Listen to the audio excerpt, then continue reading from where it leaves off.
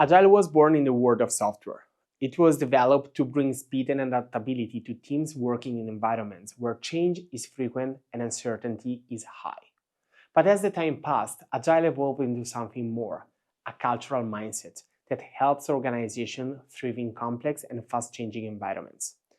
Nowhere is this shift more visible than in the music industry, a sector that in just over 2 decades has been completely transformed.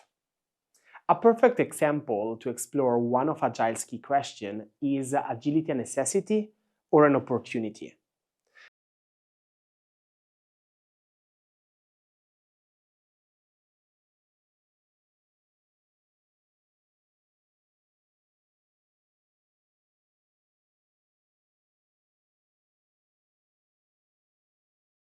Over the next 2 years, a carefully planned tour unfolds alongside the release of 9 singles. The entire project is tightly choreographed. From recording to release, from marketing to touring, everything is structured like a classic stage gate project. And it works. Dangerous sells 32 million copies worldwide. This was the dominant model, a long, expensive, and meticulously planned process that relied on control, predictability, and scale, coherent with StageGate. But that model had a weakness. It wasn't built for speed. And it wasn't built for disruption.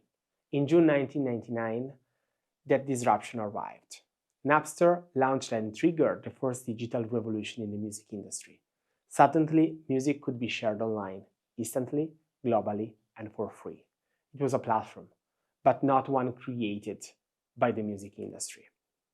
It was a digital peer-to-peer network driven by direct network effects and designed to serve users, not record labels. Then came iTunes, which made digital music legal, cheap, and easy to buy. YouTube gave artists direct access to their audiences. Spotify turned the songs into streams, albums into data, and every second into revenue. These platforms didn't just change how music was distributed, they changed the entire system of value creation. And the record labels had to decide, resist or adapt. The story of the music industry offers a clear answer. First, resist, then adapt, and finally, transform. Labels fought Napsters with lawsuits, but they partnered with iTunes. They hesitated with YouTube, but then found ways to monetize. They were skeptical on Spotify, but today they are among its key stakeholders. This is the first lesson for any organization.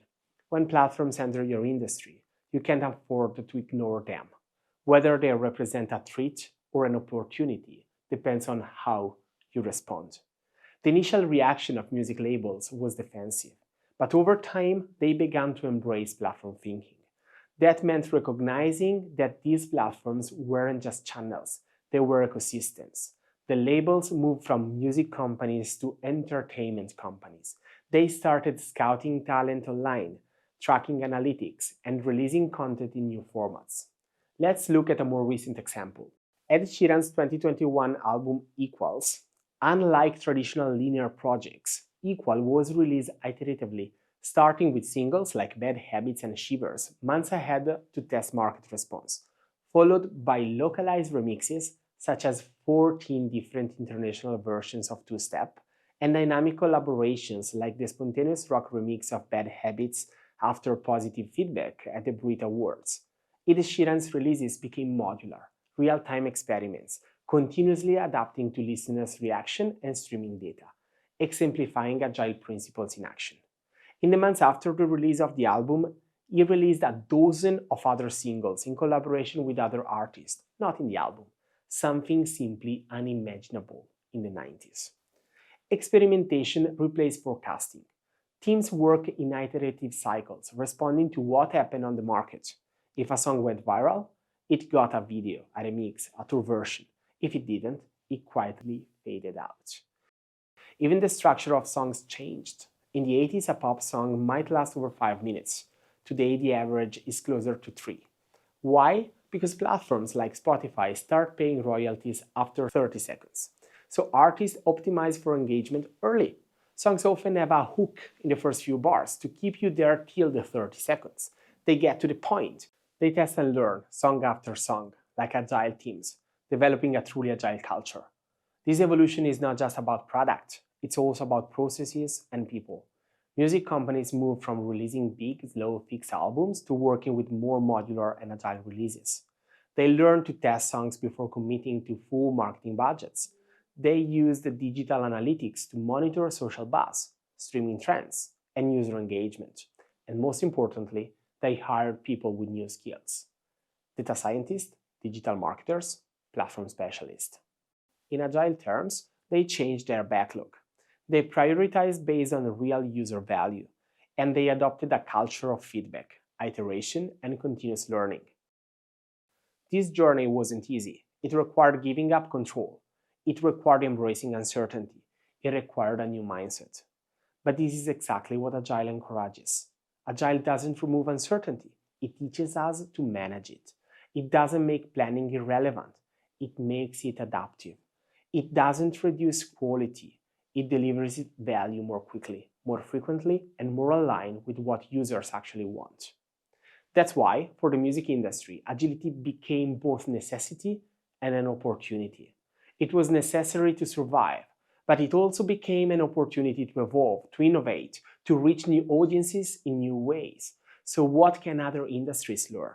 First, recognize that platforms are not just new channels. They are new business models. They change where value is created and who captures it. Second, understand that when disruption happens, fighting change may delay it, but it won't stop it.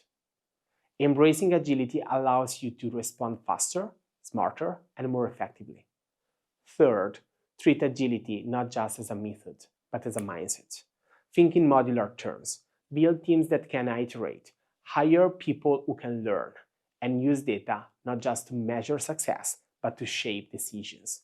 The music industry didn't become agile because it wanted to. It became agile because it had to. But in doing so, it unlocked new ways of working, thinking, and creating. That's the real power of agile. It doesn't just help you cope with change. It helps you become the kind of organization that thrives on it. So whether you're managing projects in tech, healthcare, finance, or education, ask yourself, are you working like a record label in the 80s or like a streaming platform today? Because in today's world, agility is no longer just a competitive advantage. It's a way to stay relevant. And if done right, it's also a way to lead the charts in potentially any industry.